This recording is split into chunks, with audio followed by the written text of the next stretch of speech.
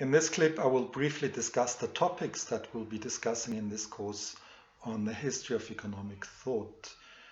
Usually, a history of economic thought course is structured around classical economics.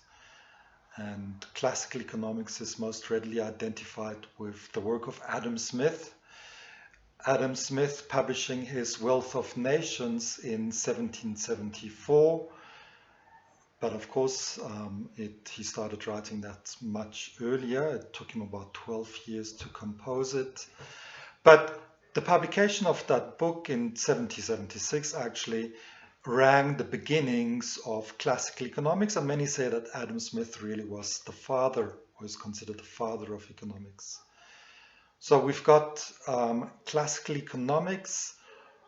What came before classical economics is referred to as pre-classical economics, surprise, surprise. And then what came after classical economics might readily be called neoclassical economics. And so the period of classical economics stretched from 1776 to roughly 1874, with the emergence of the marginalist revolution in economic thinking. And much of the economics that we are doing today is still really based on that marginalist revolution of the 1870s.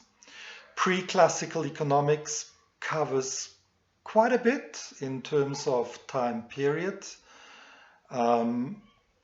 In particular, it would cover mercantilism, which was a period where economic thinking was dominated by the merchants of the era, providing advice to the sovereigns.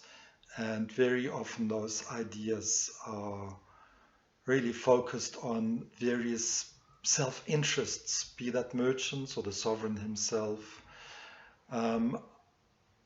And that, of course, was one of the areas or the main area that Adam Smith criticized, and he's now introducing in the Wealth of Nations ideas that are very important with us, and they have to do with the idea of liberalism. Whereas in the mercantilist period, there was a lot of government involvement, and it would have had various economic consequences. Adam Smith said that, well, we've got to develop a different economic system if we want to move forward economically. And that introduced liberalism, but many people say that Adam Smith didn't really have novel ideas. Much of what he had to say was already in circulation. So yes, many of those liberal ideas in various different forms existed in the work of John Locke, Thomas Hobbes, and the like. And so liberalism will be one important area of discussion for us.